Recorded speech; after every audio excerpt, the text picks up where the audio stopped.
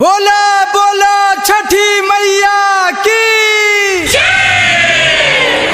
Presented by Magahiya music. हर साल की भांति इस साल भी श्री श्री छठ पूजा समिति आप सभी भक्तजनों का हार्दिक अभिनंदन करता है और करता रहेगा। भाइयों और बहनों से विरोध है कि इस कोरोना काल में कृपया दूरी बनाकर रख दें और सैनिटाइजर का प्रयोग करें। ए भौजी भीड़वा से दूरी बना के दिहा और सैनिटाइजर लगा के।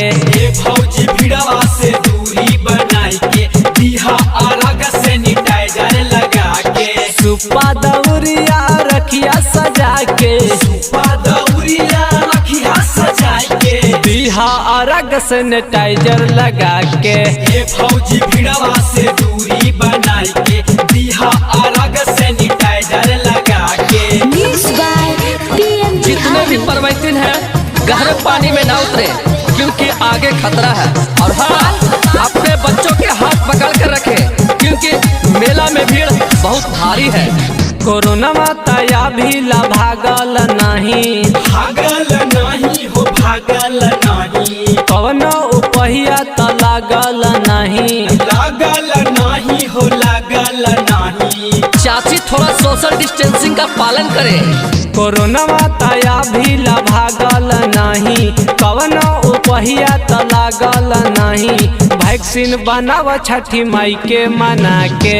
ए भौजी भीड़वा से दूरी बना के दिहा और सैनिटाइजर लगा के।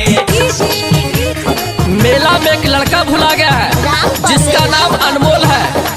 रंग सावला है और लाल कलर का टी शर्ट पहने हुए है। जिन भाइयों के मिले वो काउंटर में पहुंचाने का कष्ट करें। राइटर पीएम बिहारी गरैया, बिहारी गौरैया बिहारी गौरैया। अब तो बचे हैं सबके आदित्य गोसैया। आदित्य गोसैया हो आदित्य गोसैया। राइटर पीएम बिहारी गरैया, अब तो बचे हैं सबके आदित्य गोसैया। झमलल के बतिया सबके बता के। ए भौजी भीड़वा से दूरी बना के दिहा और सैनिटाइजर लगा के। ए भौजी भीड़वा से दूरी बना के दिहा और सैनिटाइजर लगा के।